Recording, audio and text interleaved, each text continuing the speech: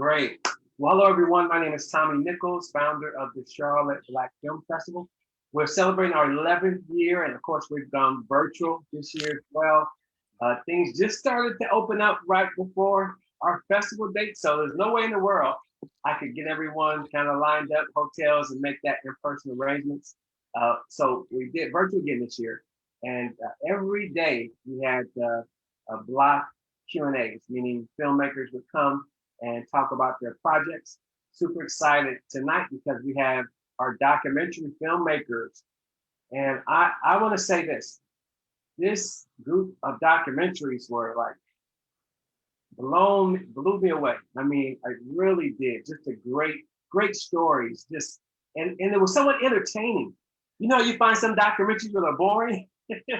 Your documentaries were entertaining. So with that being said, we want to introduce everyone here on the line and just talk about who you are, where you're from, the name of your documentary, and then we're going to get into the question and answer, and just treat this as a conversation among all of us. So give me your name, the name of your film, and where you're from. We'll start with you, Ricardo. All right. Good evening, everyone.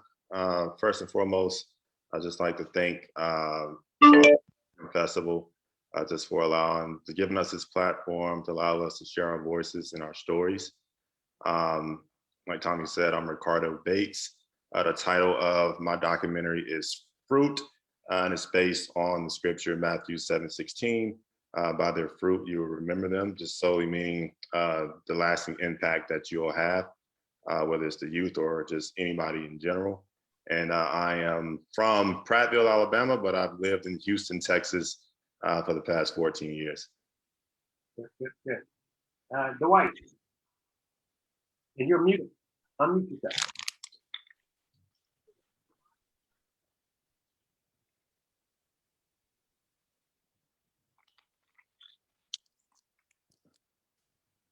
The mouse is not working.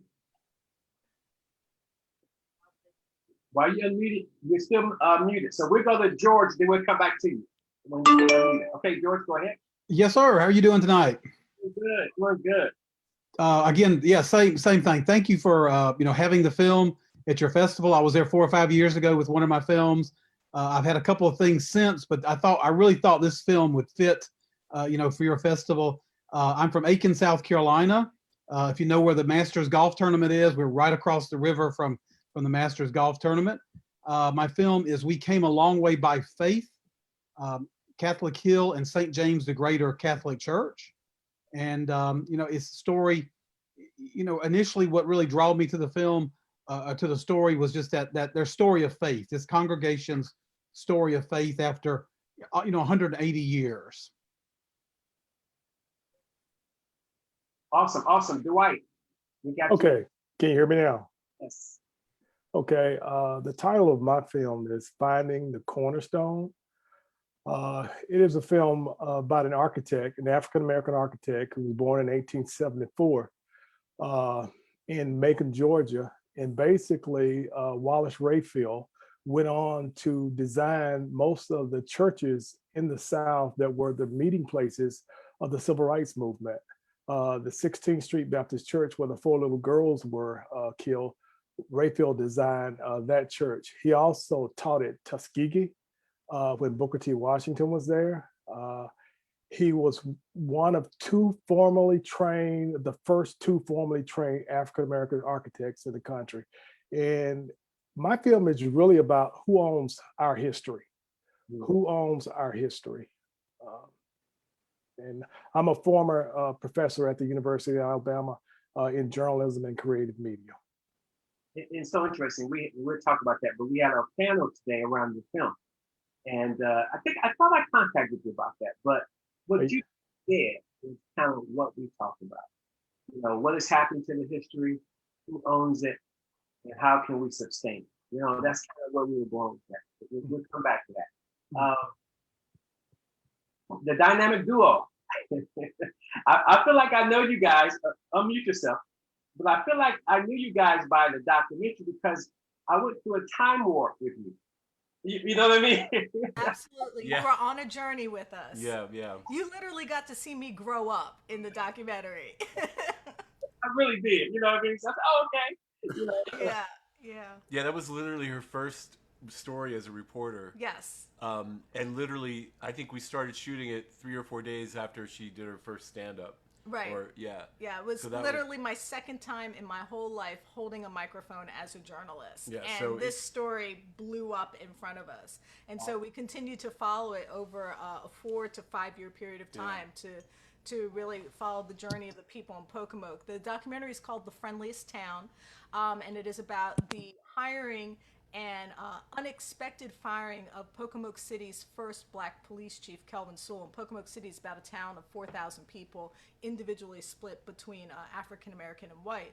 And when he was suddenly dismissed after dropping the crime rate and making inroads within the community asked why. Why did you fire our police chief? And the documentary follows our investigation into why he was fired, and I think just as importantly, it follows the community coming together and demanding answers and reclaiming their power in the community. They ran people for office, they got people registered to vote, and they made some really positive changes in the community despite Kelvin's firing. So I think it's a really great story about community, and I think it's really quite topical because it talks about policing. What type of policing do communities want? What type of policing is actually effective? And that's one of the unique things that Kelvin did, is that he had a different style of policing. He had been a homicide detective in Baltimore City, where I live, for almost 20 years, and he said, I am not going to repeat the same mistakes I saw made every day in Baltimore. So he had a completely different approach to policing that the community loved. So that made them safer, and they felt respected by the police force. So I think that's an interesting story on a lot of levels, but of course it's a little close to my heart. yeah. Let's start with you guys. Do you think that in your documentary, that because of the fact that he was fair, did that cause some people to become, they were angry because he was connecting with the people, Yeah. or giving them kind of a place of equality in the city? Talk about that. Yeah. Well, because see, the thing is that I've covered policing for, probably 15, 17 years, and policing is a business. And one of the ways American policing makes money is by going into communities like Pocomoke and arresting predominantly African American people of that community and monetizing the process. And so his type of policing, which wasn't about just arresting people, but helping people and making his officers walk, hurt that business. And there was we couldn't cover everything, but there was a lot of tension between the Worcester County Drug Task Force and the sheriff's office and his department, because he didn't want them coming into town and just Scooping up young black kids, Yeah. basically, is what they're doing. Yeah. The Worcester County Drug Task Force, which was an all-white drug task force, would go into Pocomoke and target black community, grab a bunch of people up, and take their stats and go home. And Kelvin said, "You're not going to treat our community like this anymore." And one of the people we interview is a woman named Jerry Fitch, who had problems. I mean, she had a very tough life, and Kelvin treated her like a human being and tried to help her, and they tried to make that into a weakness and say, you're collaborating with drug dealers. They tried to come after him with that. And he's trying to give this woman who lost her children in a fire and all sorts of horrible things, a second chance at a better life. And yeah, it caused a lot of tension. You're right. It was like, hey, you can't, that's not the business of policing. That's not how policing works. And yeah, so you're right about that. Yeah, it did. In long answer there. Sorry. Yeah, so Dwight, when you look at your film, the gentleman who found, it's interesting when you look at that building.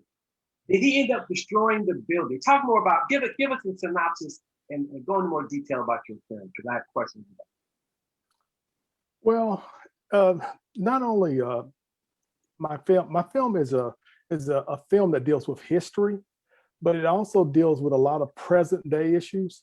It deals with religion, it deals with race, it deals with economics, it deals with history, it deals with education, it deals with the lack of opportunity. For instance, we were able, as a community, as an African American community, we were able to build more structures in the early 1900s within the Black community. We didn't depend on white contractors. And the amazing thing that I didn't get a chance to really go into is the power of our community during, well, I would say pre-integration days. We were able to have, we had bricklayers, we had construction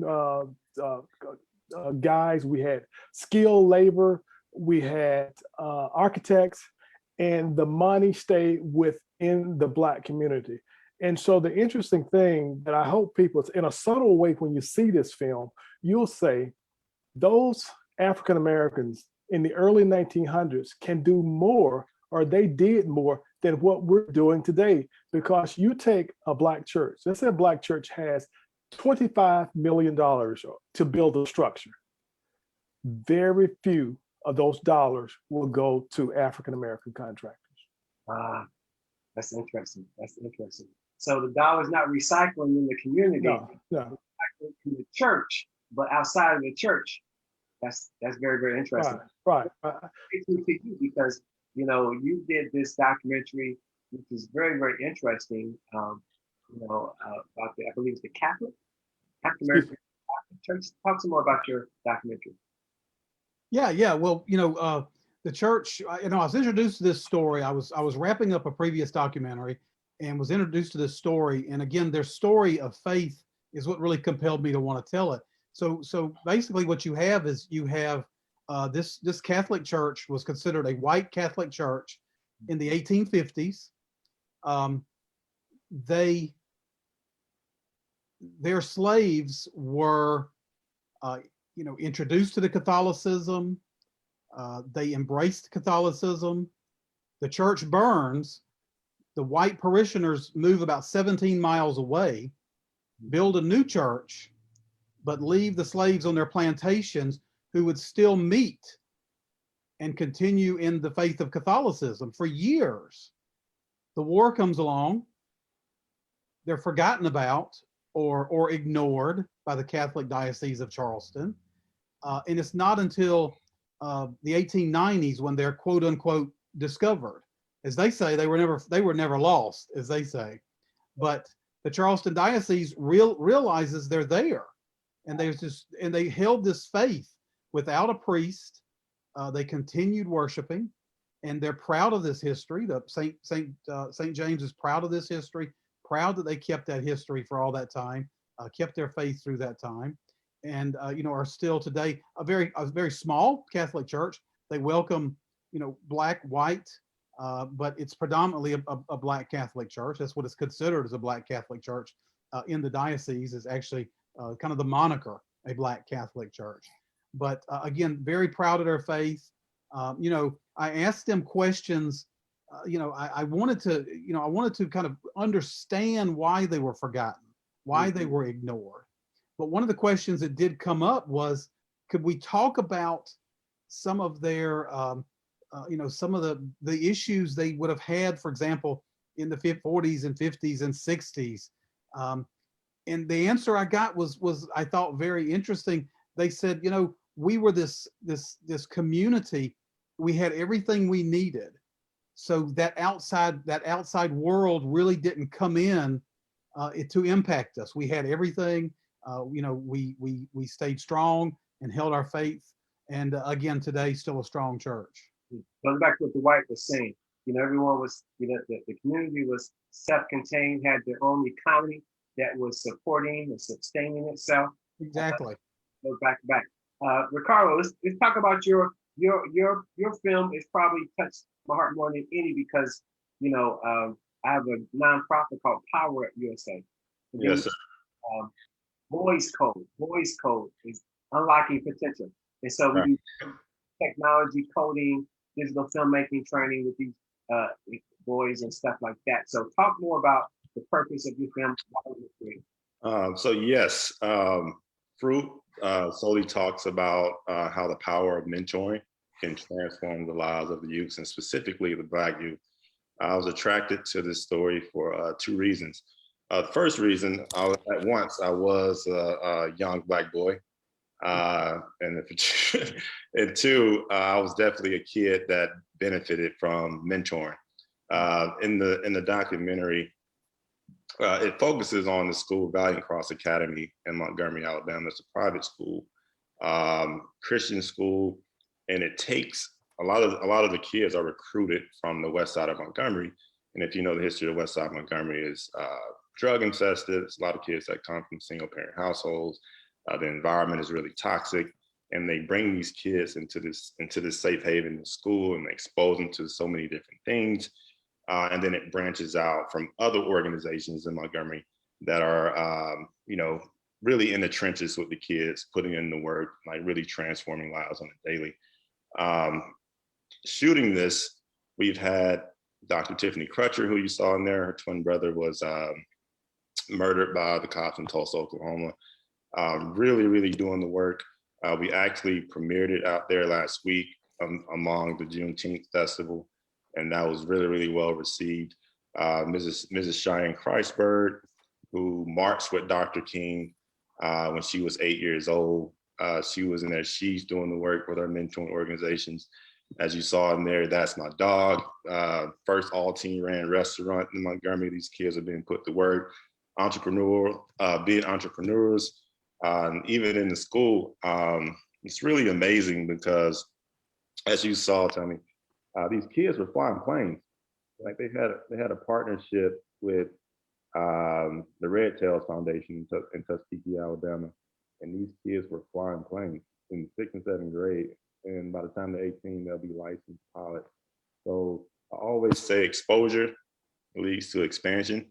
And the more that we can be proximate with these babies and really put our hands on them and put it in on a consistent and daily basis, these kids will be better off. Because one of my favorite quotes, one of the stand-up quotes we actually had in the film was by Mr. Oscar Berry, who really does the work with Alabama Edge down there. He said if he could come in one time. Uh-oh, we lost you.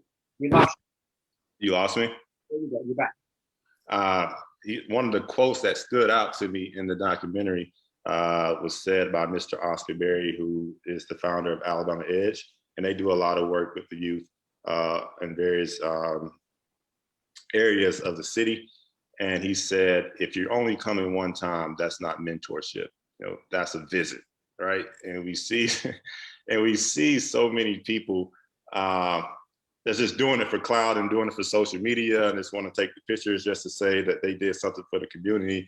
And this is not for the weak, right? This is days that when you're mentoring and you're dealing with these kids, some days you want to quit. Some days you're going to question, why are you doing this?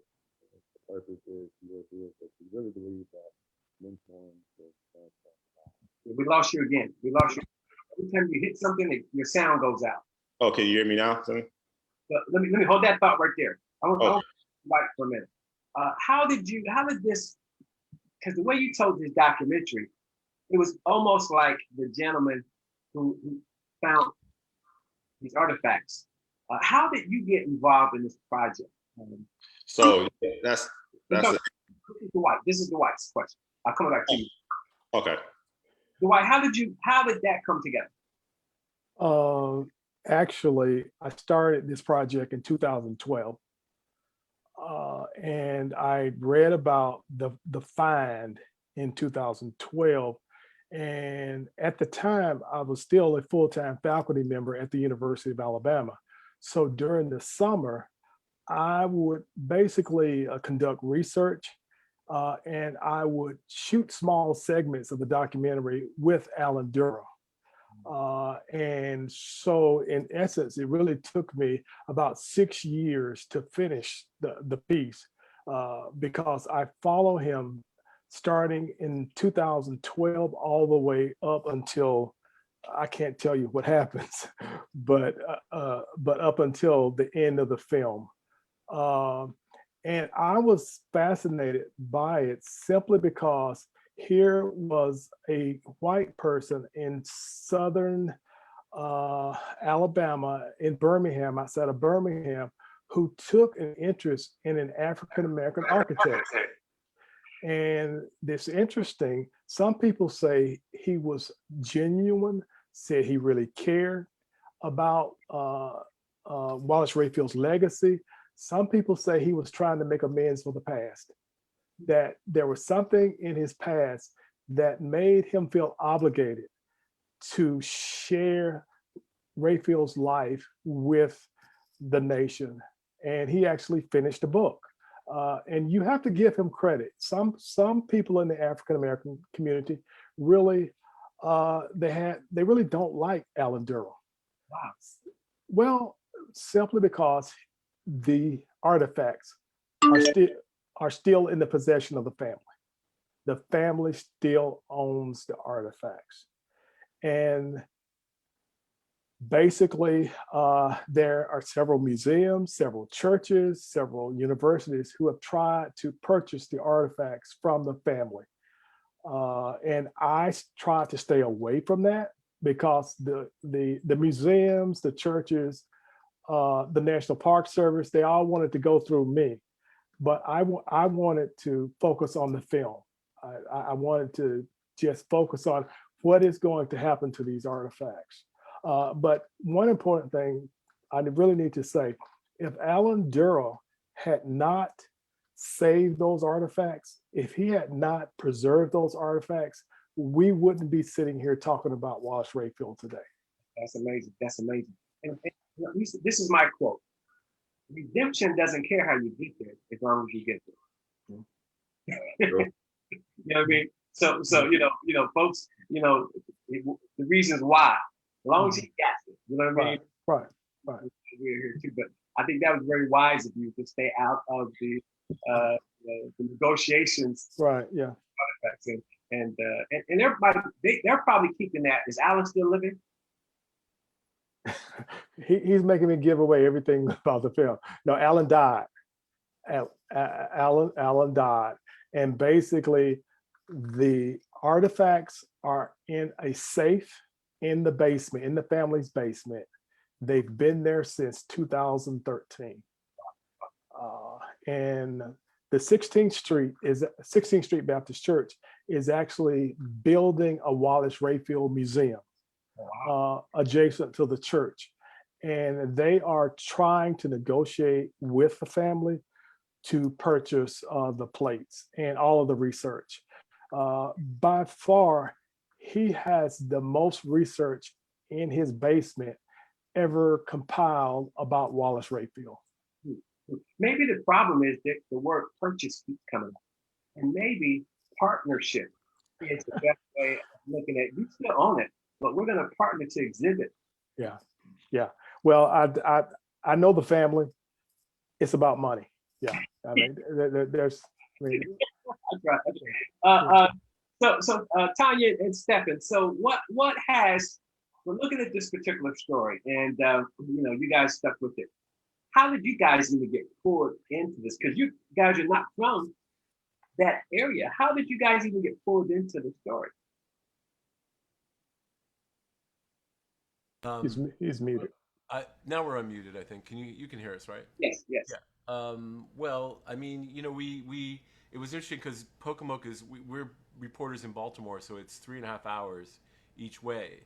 So I mean, it just became so compelling, and there's really no really objective media in small towns like that, and it's kind of an old boys network, and everybody kind of scratches each other. And it was really strange to see how the local media portrayed what was going on there. And so we had done a few initial reports, and people in the community reached out to us and said, we wouldn't know what was going on with our city council if it wasn't for you. And when you get that kind of positive feedback from people, it makes you jump back in the car for a 3.5 hour drive. You want to still continue to help people and give them the information they need. And then, of course, the more we went down there, the more we became, people kind of invited us into their lives, and so we became attached to them. So and then, of course, the story evolved, and there was more and more layers of corruption we had to unpeel. So I think both the community, I think we made some good friends in the community. I think the community worked its charm on us, and at the same time, it was a sort of a microcosm of how hard it is for even a police officer to fight against the drug war, fight against the drug war, and to police correctly, to police. And we always hear the words community policing. Well, we found someone who actually did it, and we got to see what the results were. And the results for the community were great, but the results for him were terrible. And also, one quick thing: when we found out that they were investigating him and that they were going to try to drum up some charges on him and doing that kind of stuff, I think we felt like we kind of had to be there, because otherwise everyone would think he was some sort of corrupt cop, where that's really not true at all. And so we kind of felt like if we don't witness this and report about it, everyone, they'll just control the narrative, and it'll be, and that's the whole thing, you know, control the narrative, you know, you control history and everything. So I think we felt compelled to be there for that. Yeah, and to tell the story fully, you know, because like Stephen said, otherwise people could read a few headlines and think that Kelvin Sewell was this terrible cop, and they wouldn't know the full story. So we felt obligated. Yeah. So what was the negative part of going back and forth to this town? Back and forth there. Well, you had one side. The negative part. The Confederate flags, the hard looks. The noose in the car with the Confederate flag. Yeah, right. We went to go pick up some supplies at the Walmart, and the car not only had a Confederate flag on the back, but from its little rearview mirror had a noose hanging from it. Just, you know, cops, you know, there's a way you can say have a safe drive home that sounds like you mean it, and then there's a way you can have a safe drive home and sound like you don't mean it, you know, like just cops being kind of shady. And then not to get too much away, but they impaneled a grand jury to investigate an interview we did. So, you know, they told the lawyers for Kelvin, said, yeah, you're probably going to get either indicted or subpoenaed. And, you know, in that case, it would have, you know, I've never really, I mean, I've been subpoenaed a bunch of times, but I've never been the subject of a grand jury investigation. So that certainly wasn't fun. Yeah, that's worse than having them mess our orders up. Yeah, so I mean, they got my phone records, just like the things that people are going through now. They subpoenaed my phone records. You know, they tried to make me a criminal in some ways. I mean, I think they chickened out at the end, but. I mean, but this was incredibly divisive in the town. Let me just give a small example. Oh, may I? I'm sorry, I don't want to. Yeah. Just a small example. There's a woman in the friendliest town. Her name is Michelle Lucas, and she's one of the few white people who is willing to stand up and speak on behalf of this African American police chief. And for doing so, she got her car windows smashed out, and her pet chickens were shot. Chickens. Yeah, she was, I mean, that just broke her heart. And she went to go get her car windows repaired. And the person went over to her car and he was like, I can't do it. And she said, well, what do you mean? I always come here. And he said, if I repair your windows, I won't get any more business in this town. And that was for a white woman who spoke up on his behalf. And I asked her, because initially at the first city council meeting, it was equal amounts of white folks and black folks at the city council meeting wanting to know what was happening to their police chief. And then at the second meeting, it was like a message had gone out. It was like, white folks stay home. Like, do not come and support this. And I asked Michelle, I said, has everybody changed their mind? I said, why are you the only person still speaking out? She said, they're scared. She says, I have people come up to me every day thanking me for speaking up, but too scared to do so themselves. So that old boys network it's scary. Can have severe consequences They're scary. for people. They control everything. They control the whole legal system. You get caught up in it, you'll never get out of it. As a matter of fact, she's dealing with retaliation as we speak. Well, let's not go into that. Why do I see a feature film? I mean, I see a feature film, but you guys, it's about everything you're telling me is a feature film. You know what I mean? How two reporters go there, and you know, of course, we would dramatize it some more, do some other crazy stuff with it. You know, but you know, this is like a feature film. Your whole story is a feature film. Okay. I think I agree with that. Okay, all right. I agree with you. I agree with you. Another 5 years. It is. Embellish it a little bit more for, you know, entertainment value, but yeah. Well, I'm with you. We're with it. No, you're right. Let us know. A hard-boiled investigative journalist with a newbie go to a small town on the Eastern Shore. That whole thing. So George, you have you've been doing documentaries, and the first one was just amazing on the findings. You and Dwight have a lot in common. Could probably have a good discussion about some things.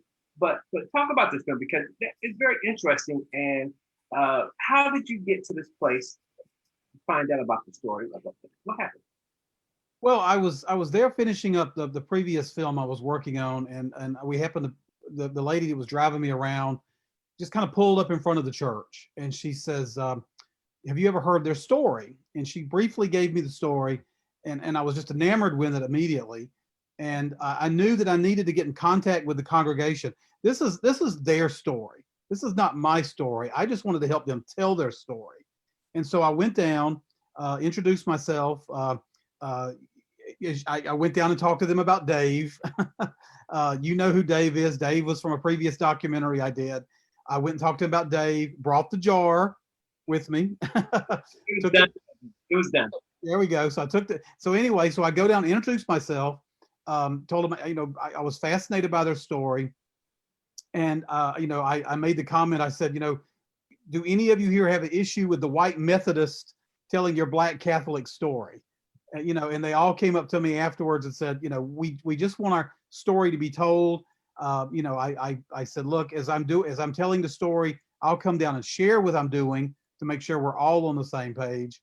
But it was such a great story. They welcomed me to come down. Again, as everyone else, I don't want to give too much away. But for me, really, talking about Bishop Lynch, I had heard some things about this church when I first started looking up their history.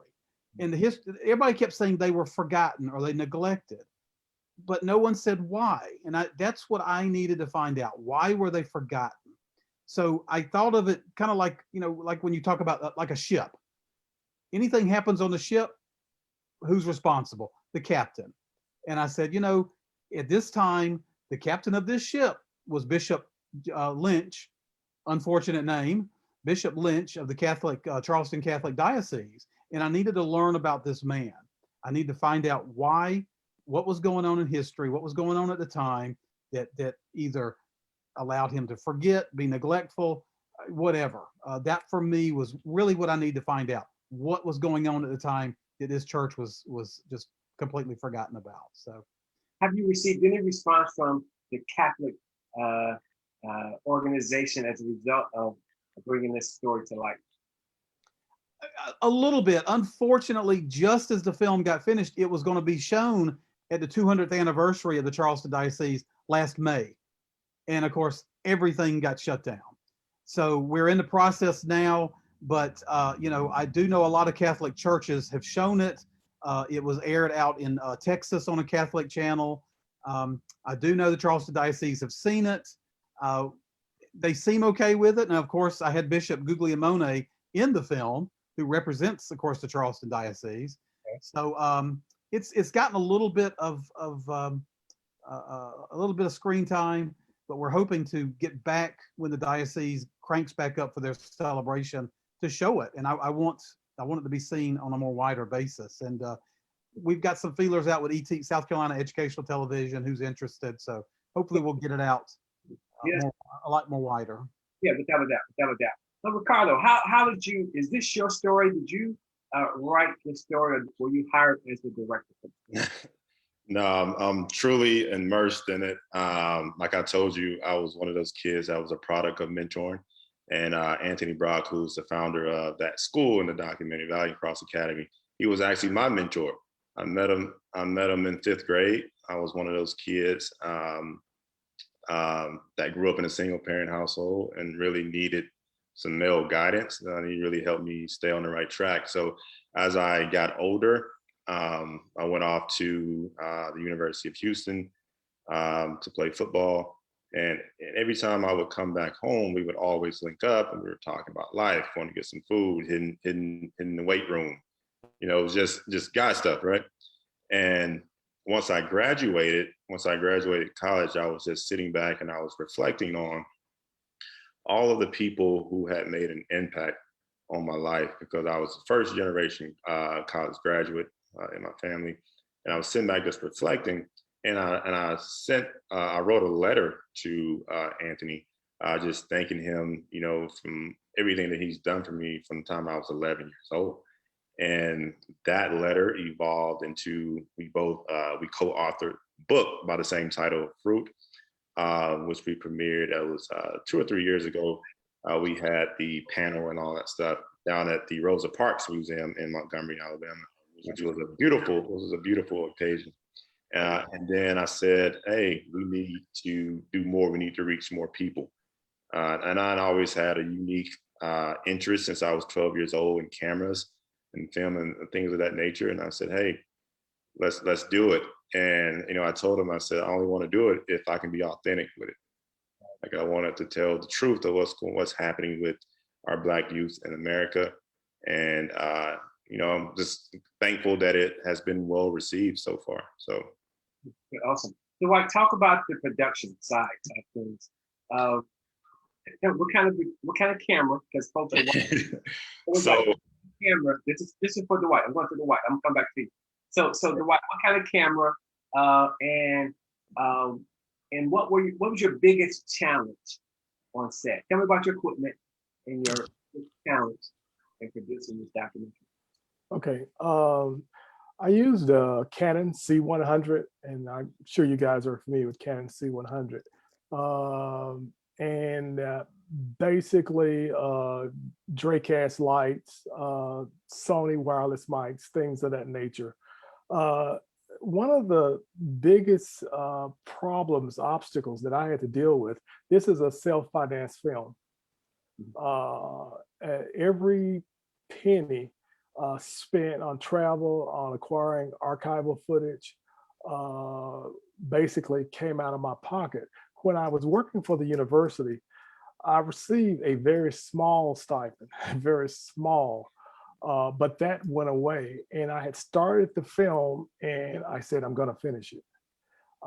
So in terms of, a challenge, it was a challenge to produce a feature-length documentary when I'm the writer, I'm the researcher, the videographer, and sometimes I relied on students to do my interviews, to help me with interviews. It's challenging, but I felt the story had to be told. I had invested money, I had invested time. I was encouraged to apply for grants, but I don't have 2 or 3 years to go through a grant cycle. I can't do that. I can take the money out of my pocket and be finished in a year or whatever, or 6 months. I'm not a big advocate for diving into grants and waiting because all I need to do is cover my out-of-pocket expenses. I don't pay myself a salary. I'm just covering my out-of-pocket expenses, and those out-of-pocket expenses come out of my pocket. Okay, right. Is that building still there, or did it finally get torn down? Oh, the one where there's the drone fly over? Where he found the artifacts. Oh yeah, it was torn down. Yeah, and the story is, when Wallace Rayfield died, they basically auctioned off his estate. And so an antique dealer purchased the estate and moved all of Rayfield's belongings to Bessemer, to the barn. The barn that was torn down, it belonged to an antique dealer. And so that's where Wallace Rayfield found the plates. Got you. Stephen, talk about your equipment and your biggest obstacles on the production side, Stephen. And because and did you guys go through a camera change at all in that duration of time? So tell me, what kind of equipment did you use? Go through any kind of change in equipment during that long process, and what was your biggest production challenge? Oh, that is a terrific question. We stuck by our Canon XA20 camcorder, which is what I was handed when I walked in the door, starting basically as an MMJ, and we put that poor little camera through its paces. But we shot our interviews of Taya and I. We did have a different camera. We did use a different camera for the seated interviews, but everything else is shot with that little camcorder. All the in 1080, all the city council, all the interviews with Pocomoke City residents, just not the sort of like expository moments where Stephen, Kelvin, and I are sitting in one spot. Everything else that looks live is me holding on to a Canon camcorder and learning as I go. Yeah. But I think, the biggest production challenge was just like probably most people, is just trying to decide what to leave out. And, because there were a lot of things that happened during that 5-year period. elections and all sorts of other controversies that we just couldn't fit into That it. we would have loved to keep. Because in, as but you couldn't. know, you film it complexity comes from the simple, right? You have to make it simple to make it complex. If you over complexify the narrative, you end up just losing the sort of rope, the narrative sort of tension. So that was the hardest part, was just trying to figure out, like, well, do we just cut this? One of the women who was in Citizens for Pocomoke ran and lost, and it was very dramatic, and the voting machine broke, and it was just crazy small town stuff. So that was probably the toughest thing. But I would actually say, I would think the toughest thing would be is that all the editing fell on Steven's shoulders. Like it was literally just the two of us. So when you're talking about just paying out of your pocket, can't wait for a grant cycle, we just covered our out of pocket costs. And it was, Steven ground away editing in that basement, like during all of his free hours, all of his free time, going through all that footage. I might have shot it, but he had to grind through it and edit it all and make it into a coherent narrative train. So props. Thank you. I think you can get away with what you guys did that as well. You had a camera on, everything was happening, but the, I guess your documentary of everything. When you guys were sitting there, had the talking head shots, and you had a different camera. I think that's where you could have got, you guys did it right. You can get away with it in that manner. I just didn't know how many camera switches, took place during the production, those kind of things. George, with yours, tell me how big was your production team, and did you have folks there, or was it you? Talk about your production and your biggest obstacle. You're looking at the production team. Shot it, edited it, interviews, drove back and forth. It's about 2 hours away from here, so I made numerous trips down, did it all. That's not to say that with a previous film, there was a young lady that I know who was going to USC as broadcast journalist. And when I first started that particular project, I remember that night, I had several interviews in the can already for that previous project. I brought them into the computer and I began the editing process. And I'm looking, I use Adobe Premiere. I'm looking at it and I remember thinking, this looks like the cockpit of an airplane. I don't know what to do with it. So I called her on the phone and she said, I'm willing to help. She was my intern. So from her, I kind of actually learned just feet first the editing process. I use a couple of Canon D70s, wireless mics, and just a couple of new ear lights that I charge up and take with me, and roll it all in my big bag. I set everything up, go in with the camera equipment, go in with my interview questions, and I'm editor, producer, director, chief cook, and bottle washer. I do it all. So filmmaking is about the story. You know what I mean? And definitely. If you're doing a feature film, short film, folks are analyzing, production quality and those kind of things. But I think in documentary filmmaking, it is the story. What was your biggest obstacle on the production? For me, it sounds strange, but you go down and you've got a room full of people and they're all on board. But then when you come back and hope to have your interviews, some of them are reluctant to get on camera. And I think it's just the idea of getting on camera. So fortunately, I had 3 or 4 talking heads from the church. Now I had my experts lined up, but the 4 or 5 talking, I had initially about 10 people. And, at the last minute, they didn't want to, or they were nervous, so that was kind of tough. But the few that I had, boy, they knocked it out of the park. I mean, their heart was definitely in telling the story and their faith in their church. So I got what I needed, but for me, that was it. And also finding a lot of the imagery, trying to find the imagery, those old photos, going to the diocese, things like that, getting my hands on some of the documents I needed to film. That took a little bit of back and forth going back to Charleston, which is about a 3.5 hour drive from my house. So. Yeah. Carl, how about yourself? What kind of talk about your production setup and your obstacles?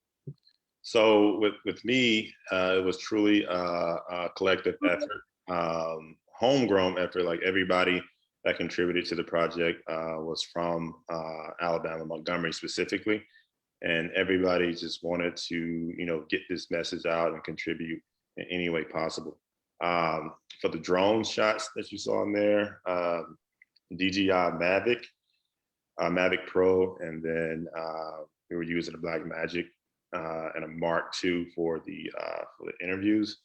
I think the biggest challenge for me, just sitting there having to watch those long interviews and having to shave it and cut it and to see which one is going to fit into the story. And then, but and the beautiful thing, and that's why it's always good to have a tribe. I would have these sessions that I invite people over to my house. That's a group of other filmmakers, and we watch it and say, "Give me your honest feedback." It's almost like, have you seen? I know you've seen the movie The Temptations, right? When Berry Gordy would have the room and they would vote on, is this a hit or whatever. Like, it was sort of like that. Like, what do you guys think about this? Like, be brutally honest with me. And it was like that. Like, it was a trial because they wanted to see the story told in the best light and to get the message across. And I'm so thankful for them and their honest feedback that it came out this way. But the biggest hurdle is sitting there watching those interviews and figuring out what to shave and what to cut. So. Let's go around the room real quick. Tell me, what are you working on now? What's next for you? You have this documentary in the can. Is this the time to take a break? I mean, or are you guys keeping it going and talk about what's next? Carla, let's start with you. What are you working on now? Never time to take a break. You always got to keep putting one foot forward. Never get caught looking at the scoreboard, right? But no, with this documentary, we had our premiere in February in Montgomery, actually at Valiant Cross Academy.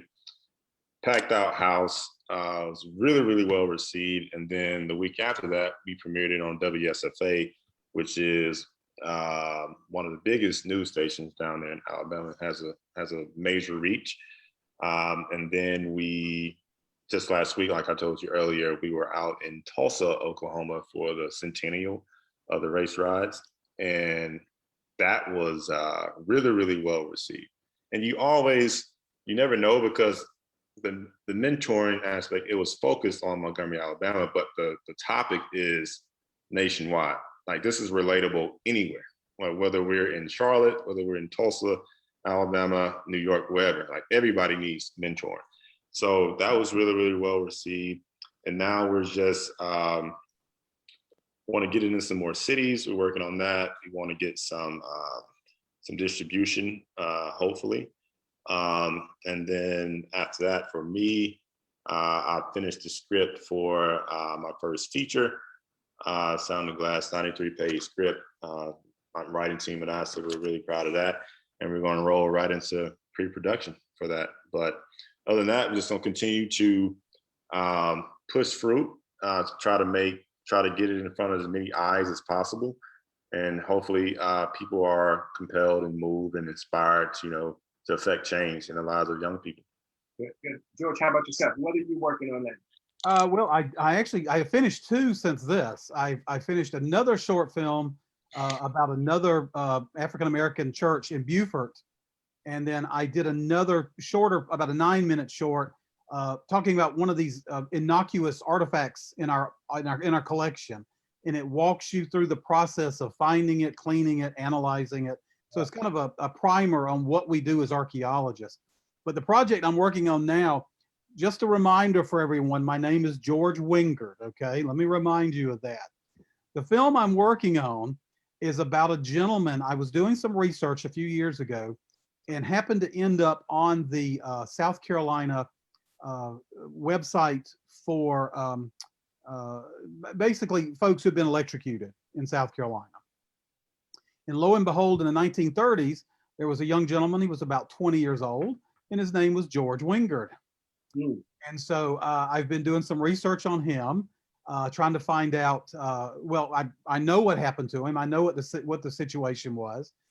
The question is, am I related to him? That'll be part of the story, as to what relation, if we are related. And I think his story is interesting. I think if you are against the death penalty, my hope is you will watch this and go, wow, they deserved it. But if you are an opponent, or if you're a proponent of the death penalty, I think you'll watch this and go, wow, that wasn't right what happened. So it's really got a nice double-sided. I'm working on it. Unfortunately, again with COVID, a couple of my contacts have kind of fallen off the map right now. So I'm trying to relocate them and find out what's going on. But very interesting story. It is. Will you talk about the equipment that's used as well? Will you go into detail about what was used at that particular time? It would have been electric. It was the electric chair. Even breaking that down. I mean, I would like to see how that works. You know what I mean? Even though we. Oh yeah, definitely. And in the case of him, he was not the only person that involved in this. There was 5 of them or 6 of them total. And that morning, not to give a whole bunch of the story away, but that morning they took him in first as the youngest, so that he wouldn't have to wait through the other 5 that is part of that story. So it's a pretty compelling story. He was only about 20. They was doing him a favor. Is that what you're telling me? Yes. Yeah. Stephen, go ahead and tell me about you guys. What you guys working on now after doing this and being persevering all those years? We're trying right now just to repair our relationship. After working on a documentary for 5 years, that's really what we're doing. Well, if it doesn't bring you together, it'll break you, right? Right. We were just fighting while you guys were talking about we were arguing about who shot more B-roll. Right. But so anywho, we're nothing but petty. But no, we actually so this film has been distributed by Gravitas Ventures, which helped us out a lot. And so someone came forward to finance our next film, which Tay and I host a show called the Police Accountability Report for the Real News Network, and we're going to focus on some of we've been reporting this phenomena of auditing. Right. There's this, I'm not sure how familiar you are with this, and it seems to be primarily a YouTube phenomena of auditors and cop watchers, people who are just everyday citizens who take it upon themselves to become on-the-spot journalists. Now, there's been a documentary about this already, but we're doing something more focused on 1 or 2 people. Well, I think that was more on the ramifications of what happened to people who actually did cell phone video, like Ramsey Orton. Yeah, this is more of an organized movement where people have their YouTube channels. So yeah, they have YouTube channels. They do audits of government buildings. They test to make sure that police are complying with someone's right not to ID, someone's right to remain silent, et cetera, et cetera. And now the thing is, the cop watcher community and auditor community is very diverse. Some people think that some of them take it too far, that they're just trying to get attention on YouTube, and others seem to be doing a public service. Doing FOIA requests for people, getting body camera footage, and then essentially making YouTube video reports on it themselves. So our next documentary is going to be focusing on one cop watcher and auditor in particular who is a member of the Occupy Denver movement. And right now, he was just recently sentenced to 12 years in prison for threatening speech. So it's kind of interesting. Yeah. So we're taking a look. He has heavily documented his own life and his own protests. So we're taking a look through his footage, speaking to his friends, speaking to the people that he did this work with, and taking a look at his life and what led him to this point. He's a very interesting person. He's kind of a mad genius in his own way. So we'll see. I mean, it's finance, so we can do it. Yeah. So the company you guys have distribution with, do they have a focus for documentaries? Gravitas Ventures. Yes. Just picked up the friendliest town for North American Canadian distribution. Okay. So I mean, they're like a TVOD and video. So they get you on all the Amazons and stuff like that, but they're not like as well as the AVOD, which is like Tubi or Pluto. Yeah, we're on stuff. How's that process? Well, we don't really know because it's a good question because it's a great question. It's technically a 70-30 deal, but they say they have all these expenses to get your film ready because you go through this whole QC process. So what I've heard from other people is that your first statement you end up having all your money deducted. So I guess we'll see. But you're kind of on your own. They get it everywhere, but you have to push it and you have to do the publicity. Yeah, they do like nothing to advertise it. I mean, they have some films there that have some names in them, like Patrick Stewart or Whoopi Goldberg or something. And I'm sure they do something for their films. And they actually do have a strong documentary department, but they're like, you get it out there. You do the legwork. And we'll take all this money that you might have made. We don't know this. We don't know this for sure. We just heard this, so we'll see. But they're pretty much like, you should be glad we're distributing you, Yeah. and be happy with that. So we'll see. We'll see. Yeah, We'll see. a big question to share. You guys can add that in the chat too. This is the website, just for everyone, Yeah, just to look Okay. for this. I'll do it right now. Yeah, and just to learn what is that distribution outlet for documentary filmmakers. So Ricardo asked that question, so everybody can take a look at that. Dwight, how about yourself? What are you working on now? Well, first of all, the Wallace Rayfield story, Finding the Cornerstone, will air on Alabama Public Television this fall, and that'll be statewide. And after that, it will be distributed by NETA, which is the National Education Telecommunication Association, which is a soft feed to all the PBS stations around the country. Normally, there are a lot of PBS stations that are looking for African American content, and so it will be picked up. I'm confident that it will be picked up. I'm actually working on a documentary about Solomon Hughes. He's a golfer who basically challenged the PGA in 1948. He was the first African American golfer, as some say, to play on the PGA Tour in 1948. He's from Gaston, Alabama, my hometown. And there's a white gentleman, a white attorney in Gaston, Alabama, who has been pushing for 20 years to get him into the Alabama Sports Hall of Fame. Awesome. And so I'm going to pick up the story and follow him over the next few years as he attempts to get him into the Alabama Sports Hall of Fame. And of course, the Alabama Sports Hall of Fame has not given a reason why they have rejected him or not accepted him. Wow, it's interesting what documentary making can do. I mean, it's amazing how a story that was there, but you bring it to life, and how the power to be will respond to that story, and it really moved the needle forward. So that's what I think will happen. Hey, could I ask something, Tommy? Yeah. Dwight, what was that process with PBS? You said they're looking specifically for African American content right now. Yeah, Mike McKenzie, he's the program director in Birmingham. Mm-hmm. And so you can go to the website. Alabama Public TV? Yes, Alabama, not the Montgomery office. Okay. The Birmingham office. Gotcha. Okay. And shoot him an email. Excuse me? You said Mike McKenzie? Yes, Mike McKenzie. Okay. Right. I basically knew him because I worked in public television. And so once I have established a relationship with him, and so they know the type of film that they're going to get. Gotcha. And so he's going to actually handle the NETA distribution. Okay. So, so that's pretty big. Yeah. Awesome. Thank you. Well, and when it comes to PBS, for those who are watching, what kind of payment structure does PBS give to the films? How the economic construction, he calls it Thursday. He would say Monday, Tuesday, Wednesday, Thursday. Big bro.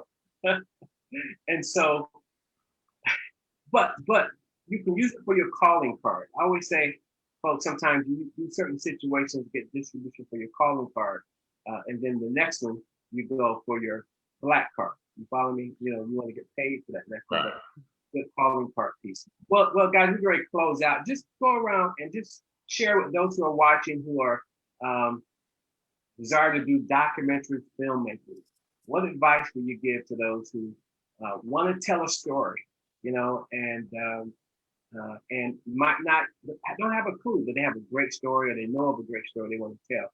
What advice would you give to them? Starting with you, Ricardo. What advice would I give them? Just understand that just continue to put one foot forward. It's a grind. You just need to believe in yourself, because, as we all know, it's not like a substantial amount of money involved in documentary filmmaking as opposed to a feature film or something of that nature.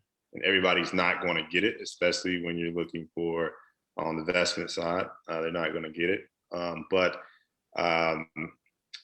tribe is important.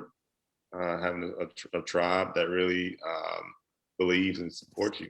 So pick up a camera and start shooting. That's what I learned, is pick up a camera and start shooting.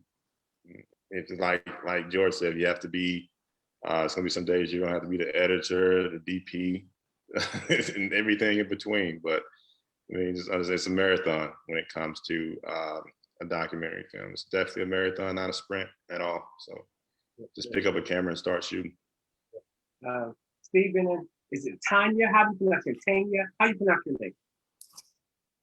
Pronounced Taya. Taya. Okay, Taya. Taya. Tell me, what advice would you give to folks who are out there? Oh, wow. Yeah. Well, but the first thing I'd say is do not make a documentary if your goal is to make money. I would say make a documentary because it is near and dear to your heart, because you are passionate about it, because you feel this story has to be told no matter what. Make sure you have your goals aligned in that fashion, because if you step into this thinking that this is going to be your path to cash and fame, then you're making the wrong choice. So please make sure that if you're going to work on a documentary, that it is something that you love, that you feel absolutely passionate about. That is what I would say, because it's going to have to be that passion that sustains you through the days and nights of editing all by yourself, through the time where the drive is corrupted and you think you've lost all your video. You have to go through the time standing in the heat and in the rain, and your camera fogs up and your tripod leg breaks, and you have to put it all together with gaffer's tape, and it's just crazy looking, but you got to keep shooting anyway. You got to just be passionate about it, because so many things will go wrong. There are so many things that you have to learn, and you have to learn by doing, that if you don't love what you're focusing on, it's not worth it. You gotta love it. Yeah, I'll just go with what she said. George, what advice would you give? I mean, yeah, as the historian, exactly what Mr. Ricardo said. I mean, if you're passionate about your story, grab a camera, capture it. One of the things that kind of aside from documentary, I talk a lot about when I go out and public speak. I talk about genealogy, and I talk to a lot of the groups I talk to, and I say, look, there's no reason why you can't capture the stories of your mother, and your parents, and your grandparents, and your uncles. You can do it with your phone now. Don't lose those stories, the genealogical stories. So you have a passion to tell a story, a historical story, whatever. If it just takes the phone you have to capture it, get started. And then as they said, learn it as you go, learn it on the ground as you're running, learn a little bit more, learn the editing, and you'll get better. But having a passion for the story is what's going to get you through it. And I would say this: if you have a public access TV channel in your city, I'm the board president of our public access. It's the third year. They just renominated me again. I don't know why, but the training and the resources in that place and the cost is amazing. So if you have a public access station in your area, check them out. And they want stuff. ETV. There's a lot of hoops you have to jump through. These public stations, they need programming to fill that 10 minutes or that 18 minutes or that 17 minutes. And I'm hooked in with the Beaufort Low Country channel, Beaufort, South Carolina. Every time I do something, I send them the link, and within a week they're showing it. And that's 250,000 people from Myrtle Beach down to St. Simon's Island. That within a few weeks of producing what I do, there's a chance that half the state's watching it. So it's free. I mean, they'll take it for free, and they love that kind of stuff. So yeah. Dwight, go ahead, talk about yourself. What advice would you give as an educator and documentary filmmaker? What advice would you give to folks desiring to do what you do? Well, in terms of documentaries, I look for topics, subjects, and people whose story has never been told. There are so many untold stories. For instance, the Wallace Rayfield piece. I grew up in a Baptist church. I attended some of the churches that he designed are in my hometown. I'm a character in the film, but I actually don't participate other than just to help tell the story. I'm a golfer. I love golf, And I can't imagine what golf was like for Solomon Hughes in 1948 trying to integrate the PGA Tour. So find something that's near and dear to you and you're passionate about and tell the story. Awesome, awesome. Good advice, good advice. Well, guys, really appreciate you. If you don't mind, go to our Facebook page, place your website, a link to your project there so folks can see that. And you can share also this particular Q&A on your Facebook page as well. Anything you can do that promotes your brand, take advantage of it. But hey, from the Charlotte Black Film Festival, we appreciate you guys for committing to our festival. Thank you for giving your advice to them that might be watching us. And God bless. Hope you guys come down on the 26th. I don't know if you're probably not, but we will have our in-person event, which is, our awards program. It's gonna be fun. We got some good food, a DJ, all that kind of good stuff. So we're gonna celebrate you guys. We're gonna celebrate you. So that's what it's all about. So it happens on the 26th. So guys, take care. Appreciate your time. Thank you. Bye-bye. Thank It's you. a pleasure to meet all of you. You too. I followed you on IG, so if you want to stay in touch. Yes, I did. I followed you back. So awesome. Cool.